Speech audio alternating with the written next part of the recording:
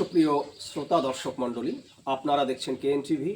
আজকে কেএন টিভির অতিথি এলাকার বরেণ্য ব্যক্তিত্ব, সকলের শ্রদ্ধেয় জন, শিক্ষক শহীদুল ইসলাম বিশ্বাস।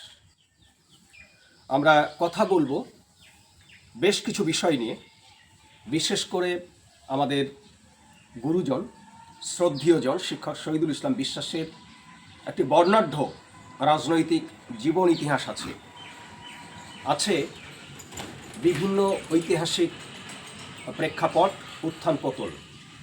শুরু করব আমরা আমাদের আলাপচারিতা। মাস্টারমশাই, যদি আপনাকে জানতে চাই যে আপনার যে দীর্ঘ রাজনৈতিক জীবন, সূচনাটা কবে? প্রথমে আমি তোমাদের এনকে টিভি চ্যানেলকে আমি শুভেচ্ছা, অভিনন্দন, সালাম জানাই। তোমরা যে গ্রামের ভেতরে, গ্রাম অঞ্চলের মধ্য দিয়ে, শহরের মধ্য দিয়ে যে অভিযানের কাজটা করছো, যে সংবাদ সংগ্রহ এবং পরিবেশন করো, আমি খুব সন্তুষ্ট এবং খুব তোমাদের শুভেচ্ছা জানাচ্ছি। ব্যাপারে এই কাজটা খুব নিরন্তরভাবে হওয়া দরকার আছে। তো তোমার প্রথম প্রশ্নটা ছিল যে আপনার রাজনৈতিক জীবন শুরু ঠিক কবে থেকে? আমি 1973 সালে মাধ্যমিক স্কুল ফাইনাল পাস করি নতুন হাই স্কুল থেকে। তারপরে বহরমপুর কেএন কলেজে আমি ভর্তি হই, প্রি ইউনিভার্সিটি। ওই কলেজে গোলাবাজারে থাকাকালীনই আমার আরএসপির ছাত্র সংগঠন প্রোগ্রেসিভ স্টুডেন্টস ইউনিয়ন, পিএসইউ, এই ছেলেদের সঙ্গে আমার সাক্ষাৎ হয়, যোগাযোগ হয়, এবং তখন থেকে আমি কলেজ লাইফ থেকে শুরু করে পরবর্তী সময়ে 78 সালে আমার পার্টি করিমপুর কলেজে আমাকে পিএসইউ সংগঠনের দায়িত্ব দেয়। আমি এখানে ছাত্র সংগঠন থেকে সব শুরু করে করতাম, এবং এখানে পিএসইউ ক্লাস নির্বাচিত হতে পরবর্তী সময়ে পিএসইউ এর জেলা সম্পাদক হিসাবে আমাকে মনোনীত করে। আমি সারা জেলায় আমি ছাত্র সংগঠনের কাজে বিভিন্ন জায়গায় গিয়েছি এবং করতাম। তার পরবর্তী সময়ে আমি আরএসপির করিমপুর 2 লোকাল সম্পাদক হলাম, এবং 1992 সাল থেকে 1992 থেকে 2011-12 পর্যন্ত, 12 সাল পর্যন্ত আমি করিমপুর জোনাল সম্পাদকের কাজ আমি দায়িত্বে ছিলাম। এবং এই জোনালটা আমাদের ছিল 73 মহকুমা ভিত্তিক, এবং এই জোনালে আমি কাজ করেছি 2012 পর্যন্ত। তারপরে আমি পার্টিকে 2013 সালে আমি হজে যাই। হজ থেকে ফিরে আসার পরে আমি দলের কাছে আমি বলি যে আমার এই নেতৃত্বের জায়গা থেকে আমাকে অব্যাহতি দেওয়া হোক, এবং আমি তখন থেকেই পার্টির নেতৃত্বের কাজ আমি ছেড়ে দিই। যদিও পার্টি এখনও পর্যন্ত আমাকে খুব সম্মানের সঙ্গে রেখেছে, এবং আমি বর্তমানে 2018 সাল থেকে আমি কৃষ্ণনগরে থাকি, এবং কৃষ্ণনগরে থাকার সুবাদেই ওখানকার পার্টি, কৃষ্ণনগর জেলা পার্টি আমাকে বিভিন্ন প্রোগ্রামে ডাকে। আমি বিষয়ভিত্তিক তাদের সঙ্গে থাকি এবং বিভিন্ন প্রোগ্রামে বক্তব্য রাখি। এই আমার রাজনৈতিক অবস্থান, যে আমি রাজনীতি নিজের থেকে ছেড়ে দিলেও এখনও পর্যন্ত কৃষ্ণনগরের পার্টির লোকজন আমাকে এখনও ছাড়িয়ে। আপনি বামফ্রন্টের শরিক জোট আরএসপি কর্মী ছিলেন, তো সেই সুবাদে আপনার কাছে তো একটা অফার আসাই খুবই স্বাভাবিক ছিল, যে বৃহত্তর শরিক জোটের বৃহত্তর দল সিপিআইএম, এই সিপিআইএমের পক্ষ থেকে কি কখনো আপনার কাছে অফার এসেছে কিছু? না, অফার সেভাবে আসেনি। তবে 1992 সালে আমার নতুন হাই স্কুলের চাকরি, তখন তো ম্যানেজিং কমিটির উপরে ইন্টারভিউটা হতো। তো সেই সময় আমাকে সিপিএমের যে সেক্রেটারি ছিলেন, আমি নামটা করছি না, তিনি আমাকে প্রস্তাবটা দিয়েছিলেন যে চাকরির জন্যে এত বড় একটা চাকরি, রাজনীতির পরিবর্তন করে। কিন্তু আমি সরাসরি বলে দিয়েছিলাম আমার চাকরির থেকে আমার পলিটিক্সটা আমার অনেক বেশি আদর্শ বেশি, আমি ওই প্রস্তাবে রাজি হইনি আর কি। আর তারপরে 2012 সালে আমি ছেড়ে দেওয়ার পরে আমার কাছে গিয়েছিলেন সিপিএম নেতৃত্ব, গিয়েছিলেন যে তারা, আপনি বসে যাবেন না, আপনি আসুন, বামফ্রন্টের আপনি আমাদের লিডার ছিলেন, আপনি আসুন, চাকরি আমাদের দলের মধ্যে আসুন। কিন্তু আমি তাদের প্রস্তাবে রাজি হইনি। কারণ হচ্ছে যারা এসেছিলেন তাদেরকে আমি বলেছিলাম যে তোমাদের পার্টি তোমাদের সঙ্গে ভালো ব্যবহার করেনি, আমি যে জায়গায় আছি সেই জায়গায় থাকছি, আমি রাজনৈতিক পরিবর্তন চেঞ্জ করতে পারি। আপনার বাগ্মিতা, আপনার সততা, আপনার ব্যক্তিত্বের যে প্রভাব, সে প্রভাব সর্বজন বিদিত, সকলেই আপনাকে সম্মানের নজরে দেখে। সেটাকে কাজে লাগানোর জন্য বিশেষ করে শাসক দল তৃণমূল কংগ্রেসের কোনো নেতৃবৃন্দকে আপনার সঙ্গে কখনো যোগাযোগ করেছে দলে টানার জন্য? আমার করিমপুরে একটা বাড়ি আছে, সেই বাড়িটা খিদের বক্স বলে এক তৃণমূলের লিডার, তিনি ভাড়া নিয়েছিলেন। এবং ভাড়া নিয়ে তার সঙ্গে আমার গল্প আলোচনা হতো। তিনি আলাপ আলোচনার মধ্য দিয়ে একদিন আমাকে প্রস্তাব দিয়েছিলেন, হ্যাঁ, কিন্তু আমি প্রস্তাবে রাজি হইনি। এবং তিনি কথা বলেছিলেন, না আপনি কঠিন বামপন্থী লোক, আপনি আসবেন না, আমি স্বীকার করেছিলেন। বামফ্রন্টের শরিক জোট আরএসপির নেতা হওয়ার কারণে আপনাকে অনেক সুযোগ সুবিধা দেওয়া হয়েছে, বিশেষ করে আইসিডিএসের একটা প্রকল্প যেটা সম্পূর্ণ জেলা, নদিয়া জেলাতেই আপনার যে কন্ট্রিবিউশন ছিল আপনার হাত দিয়ে হয়েছে। কিন্তু এইটা সিপিআইএমের কোনো নেতার হাত দিয়ে না হয়ে আপনার হাত দিয়ে কেন হলো, এর হেতুটা কি? না, ঘটনা সেটা নয়। ঘটনা হচ্ছে আইসিডিএসের নির্বাচন, মানে এখানে একটা গভর্নিং বডি থাকে। সেই বডিতে এমএলএ থাকে, পঞ্চায়েত সমিতির সভাপতি থাকে, বিডিও থাকে, হাসপাতালের কর্মকর্তা তারা থাকেন। আমরা একটা মন্ত্রীর নমিনি, বোর্ডের নমিনি থাকে, এইসব থাকে। আমরা আরএসপি হিসাবে আমাদের আধিকারিক যিনি সিডিপিও ছিলেন, তিনি হয়তো কোনো কোনো সময় আমাদের একটু কথা শুনতেন, আর আমাদের যে বডির নমিনি, যে বোর্ড নমিনি, তিনি আমাদের পক্ষে কাজ করতেন। তো এইভাবেই হতো। আর তখন একটা ছিল যে হোম কোটা বলে একটা 10% হোম কোটার চাকরি হতো, সেটা ডাইরেক্ট মিনিস্টার করতো। সেই হোম কোটার চাকরিগুলো, 10% চাকরিগুলো আমরা সরাসরি পার্টি বসে পার্টি মনোনীত করতাম, যারা দুস্থ, অভাবী এবং এই ধরনের মেয়েদের আমরা নির্বাচিত করতাম। এবং আমার হাত দিয়ে ব্যাপক পরিমাণ, আপনারা জানেন, সব জানো, এখানে যে এলাকায়, আমাদের এলাকায় যা প্রচুর পরিমাণে আমরা সেই সময় আইসিডিএস কর্মী সহায়িকায় নিয়োগ করেছি। এবং তারা সবই প্রান্তিক পরিবারের মেয়ে, যারা অসহায়, এরকম মেয়েই তো আমরা চাকরি দিয়েছি। আমরা তোমার আপনি জানেন যে প্রাইমারি টেট কাণ্ড এবং বিশেষ করে এসএসসি কাণ্ডের কারণে মানিক ভট্টাচার্য সহ, নাম করেই বলছি, পার্থ ভট্টাচার্য, তো তারা সকলেই জেলে। তো এই যে আইসিডিএসের যে দপ্তর আপনাকে দেওয়া হলো এবং সেখানে আপনি অনেক চাকরি দিয়েছেন, তো আপনি এখনো পর্যন্ত জেলে গেলেন না, ব্যাপারটা কি? আমরা আর্থিক ব্যাপারটা আমরা বুঝতাম না, জানতাম না। এই কালচারটা তৈরি হয়েছে তৃণমূল আসার পরে। 11 সালে পশ্চিমবাংলার পরিবর্তনের পরে যে চাকরি বাকরি দিয়ে টাকা পয়সা নেওয়া ইত্যাদি ব্যাপারটা, এরা দেখালো মানুষকে। আমাদের সময় এটা ছিল না। আর আমরা প্রথম প্রায়োরিটি দিতাম যে আর্থিক। এবার তারা পরীক্ষা হতো, পরীক্ষায় যারা ন্যায্য, যারা সত্যি রেজাল্ট ভালো করতো তাদেরই হতো। ভাইবা নম্বর আমরা দেখতাম সেইভাবে হতো। আমাদের কাছে এইসব ছিল না। এখন যেটা দেখছি যে ব্যাপক পরিমাণে পশ্চিমবাংলার সরকার, বামফ্রন্ট সরকার এই চাকরিকে স্বচ্ছতা নেওয়ার জন্যে এসএসসি চালু করেছিলেন।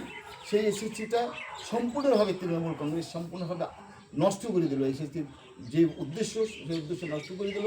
এবং ব্যাপক পরিমাণে যে পরীক্ষার নয়ছয় করা, পরীক্ষা না দিয়ে ওই এমআরএসসিকে তৈরি করা, এই সমস্ত করতো। আমরা জানি, আমার জানা একটা অভিজ্ঞতার কথা বলি, যে ওরা আমার তৃণমূলের এক বড় লিডার, তার জেলা পরিষদের মেম্বার, তার ছেলের চাকরির সময় তার অভিজ্ঞতার কথা আমাকে এসে বলেছে, যে সে তাকে বলা হয়েছিল যে তোমার ছেলেকে বলবো যে খাতাটা যেন কিছু না লিখে দেখিয়ে আসে টাকা, এবং ছেলেকে তাকে সচিব পদে নিয়োগ করা হয়েছে, সচিব পেয়েছে।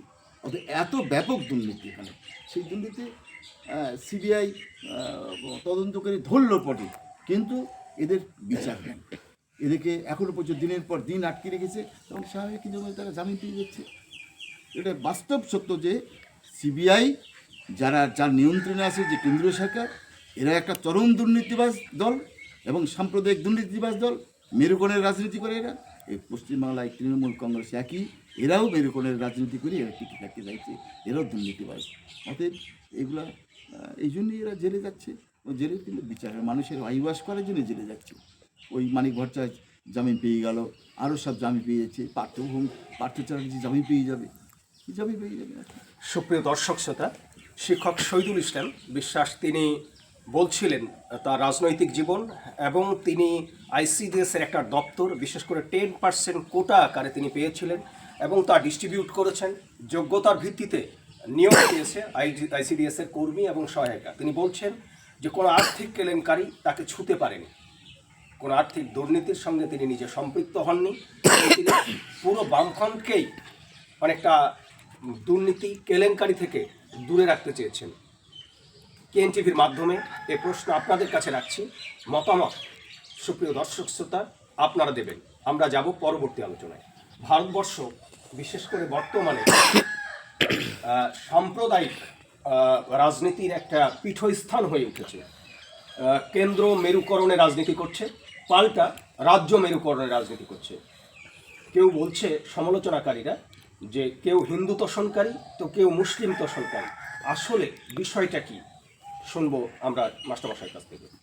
বর্তমানে ভারতবর্ষের অর্থনৈতিক রাজনৈতিক অবস্থা খুব খুব সংকটজনক।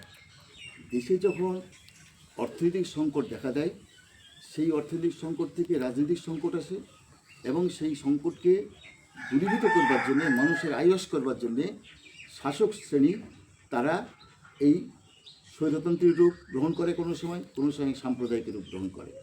মানুষ যখন নিত্যপ্রয়োজনীয় জিনিসের দাম, বেকারি, মানুষের অভাব, এই সমস্ত জিনিসের জন্য যখন মানুষ যখন রাস্তায় নামে, রাম আর রহিম যখন রাস্তায় নেমে গলা গলি দিয়ে রাস্তায় চলে, এরা জাতপাত ভুলে যায়, ঠিক সেই সময় দাঁড়িয়ে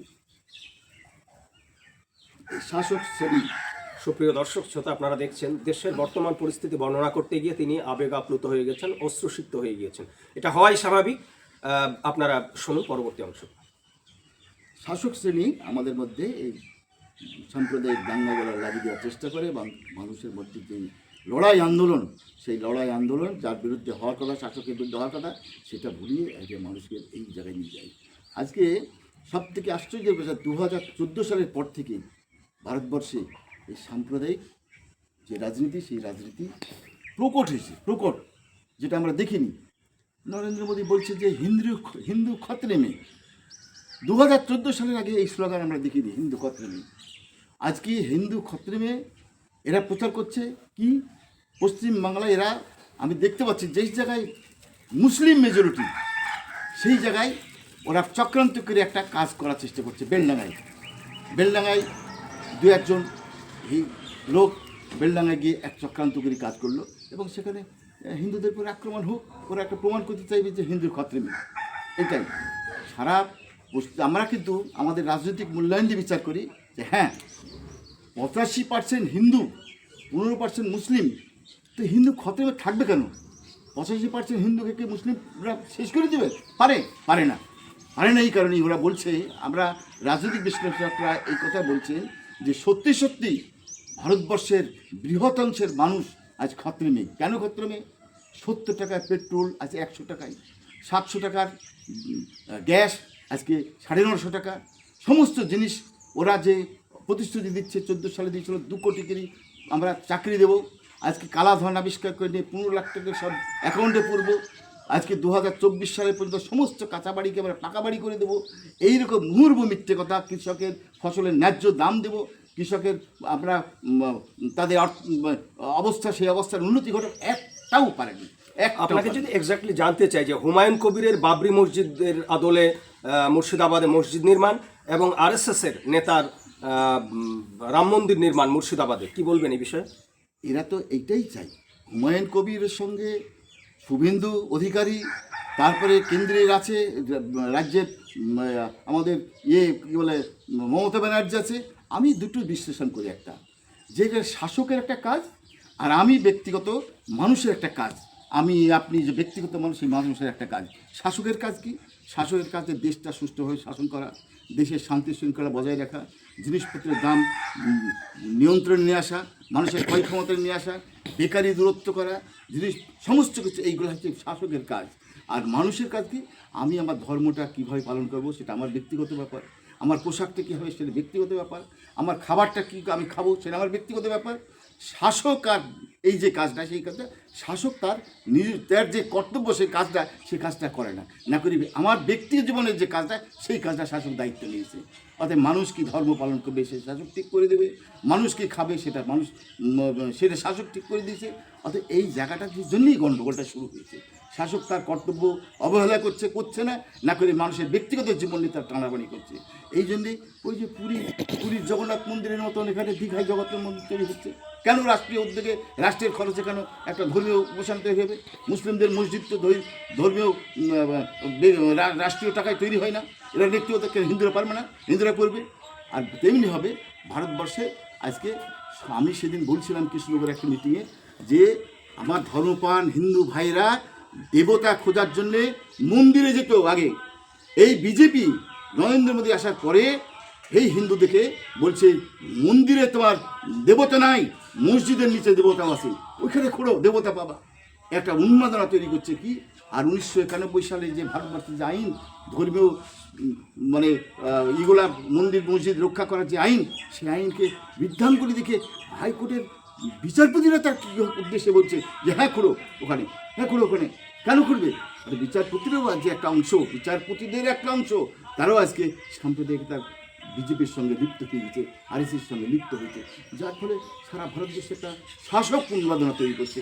শাসকই ইচ্ছাকৃতভাবে তার সংকট থেকে সে মুক্তি পাওয়ার জন্য এই সাম্প্রদায়িক কাজগুলো করছে।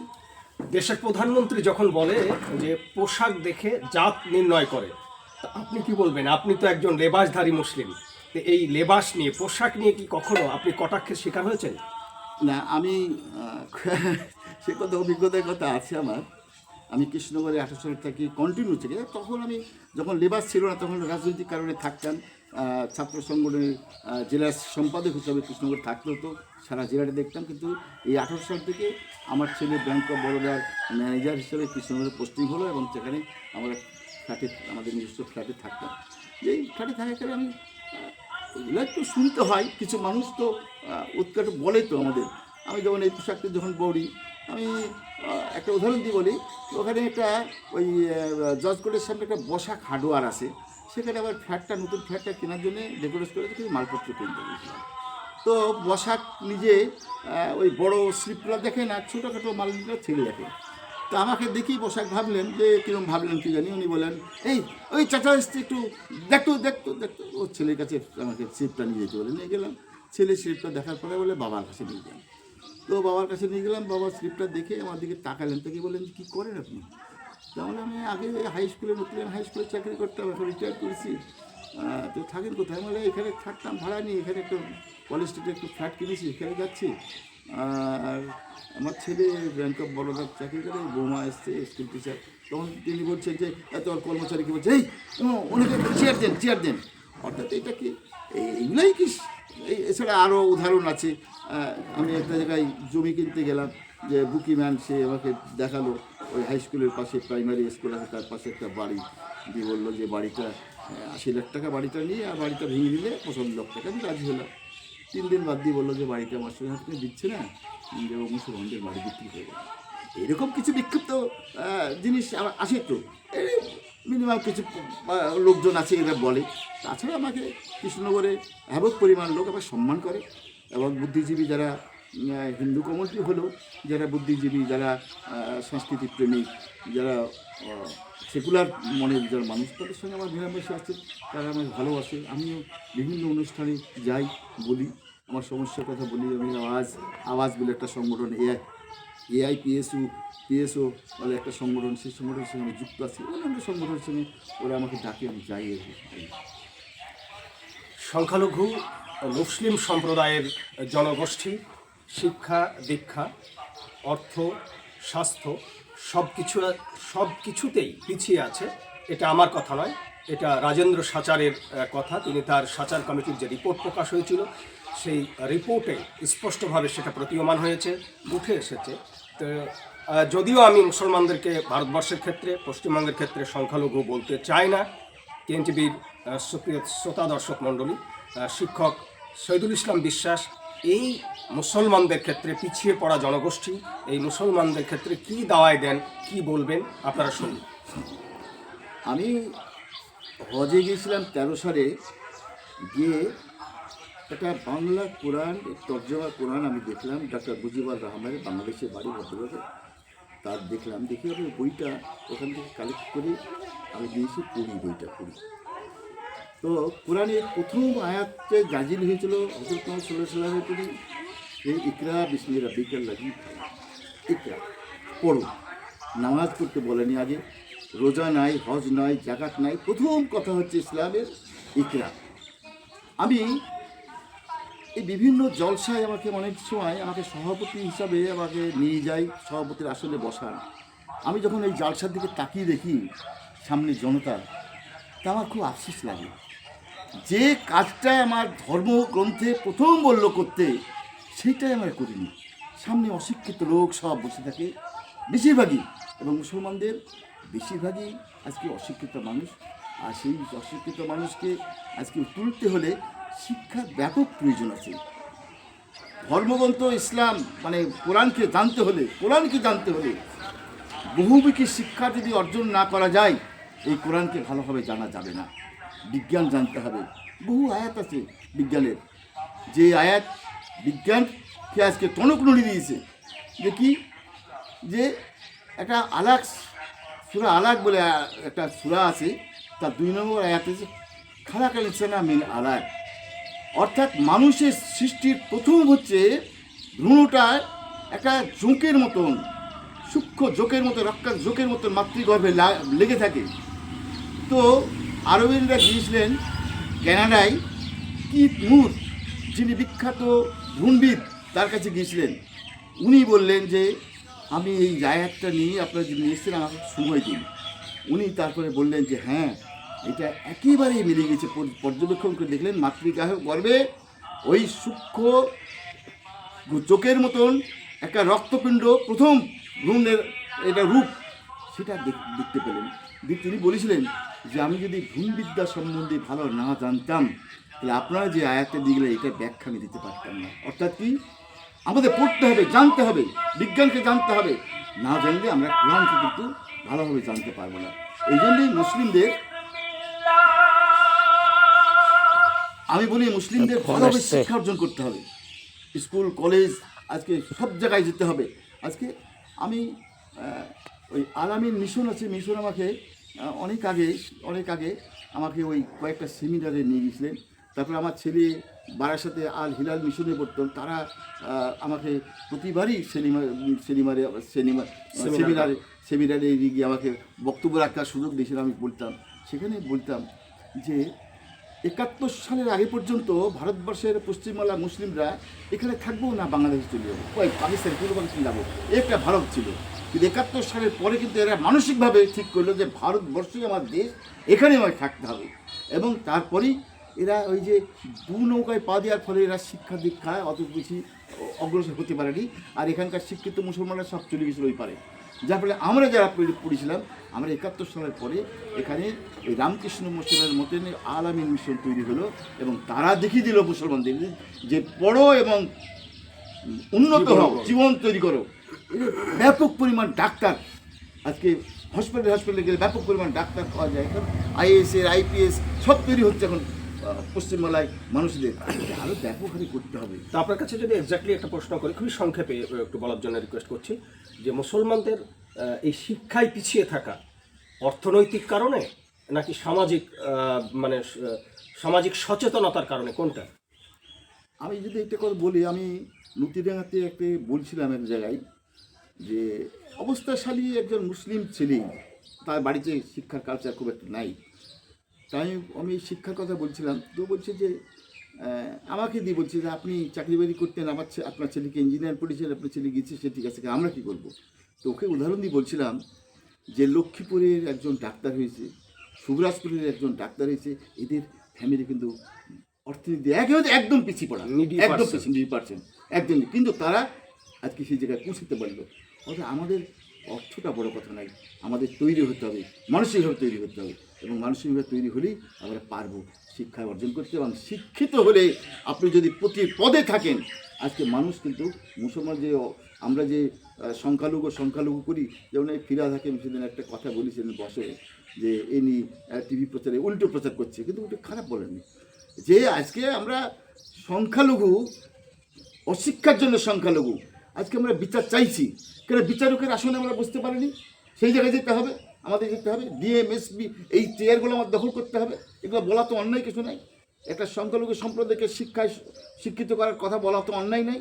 অতএব উনি ঠিকই বলেছেন, আমি সাপোর্ট করি ওনাকে, উনি আমার রাজনৈতিক প্রতিপক্ষ হলেও ওনার ওই কথাটা আমি নিশ্চয়ই বলি, যে সংখ্যালঘুদের আজকে, মুসলিমদের আজকে আর শিক্ষা অর্জন করতে হবে, শিক্ষা অর্জন করে এই জায়গা দখল করতে হবে, নইলে হবে না আর কি। ভারতবর্ষের বর্তমান প্রেক্ষাপটে অনেকগুলো মুসলিম এবং ইসলামী সংগঠন আছে। কোন সংগঠনকে আপনার দৃষ্টিভঙ্গিতে এগিয়ে রাখবেন?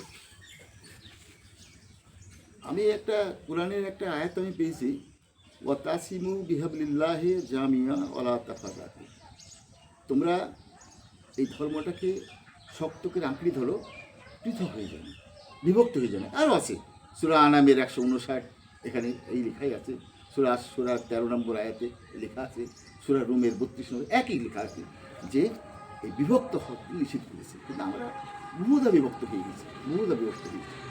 তবে শুধু যারা ওই তসবি গুণা, আমি পরিষ্কার খারাপ, আমার ভাষাটা খারাপ হতে পারে, তসবি গুণার মধ্যে সীমাবদ্ধ থেকে শুধু মসজিদে থাকবো, সামাজিক উন্নয়ন, সামাজিক আজকে অত্যাচার অনাচারের বিরুদ্ধে কিছু বলবো না, এগুলো কিন্তু ইসলাম বহির্ভূত কাজ।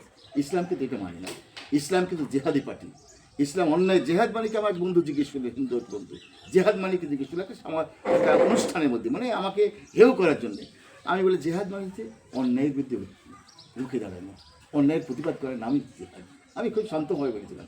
তো আমাদের জেহাদ হচ্ছে, আমরা সেই জেহাদি মুসলমান যারা যে কোনো রকম অন্যায়, কুসংস্কার, অত্যাচার, অবিচারের বিরুদ্ধে আমরা লড়াই করার নামই হচ্ছে ইসলাম। অতএব ইসলামের যে সংগঠনগুলো আজকে এই কাজ থেকে দূরে সরে যাচ্ছে, শুধু মানুষকে মসজিদের মধ্যে নিয়ে যাচ্ছে, আমি মনে করি নিজেরা সত্যি ইসলাম পালন করছি। অতএব আমি দেখি সেই জায়গায় দেখি খানিকটা জামায়াতে ইসলাম যারা এখানে পশ্চিমবাংলায় আছে, এরা খানিকটা ওই সামাজিক সংস্কার, মানুষের অভাব, কোনো জায়গায় ভূমিকম্প হলো, কোন জায়গায় ঝড় হলো, হ্যাঁ এরা প্রাণ সর্বেশ্বর ঝাঁপি করে, আমার এগুলো অনুপ্রাণিত হয়, ভালো লাগে এদের এইসব কাজগুলো, সামাজিক কাজগুলো করতে ভালো লাগে। অর্থাৎ এইগুলো ধর্মের সঙ্গে সঙ্গে, ধর্মপালনের সঙ্গে সঙ্গে এই কাজগুলো, আমাদের যে কাজ, অন্যায় অবিচারের বিরুদ্ধে রুখে দাঁড়ানো, বলা, মানুষের সংগঠিত করা, এই কাজগুলোই ইসলামের প্রতি। সুপ্রিয় দর্শক শ্রোতা, কেএনটিভির মাধ্যমে এতক্ষণ আপনারা আলোচনা শুনছিলেন অত্যন্ত প্রাজ্ঞ, আপনাদের অত্যন্ত প্রিয় মানুষ শহীদুল ইসলাম বিশ্বাসের কাছ থেকে। আপনাদেরকেও বলবো, যাদের সমাজে কন্ট্রিবিউশন রাখার যোগ্যতা আছে, আপনারা অবশ্যই কেএনটিভির সাথে সংযোগ রাখুন। আমরা আপনার মতামত জনগণের উদ্দেশ্যে, বিশেষত ভারতবাসীর উদ্দেশ্যে, পৃথিবীর বাংলা ভাষাভাষী মানুষের উদ্দেশ্যে তুলে ধরব কেএনটিভির মাধ্যমে।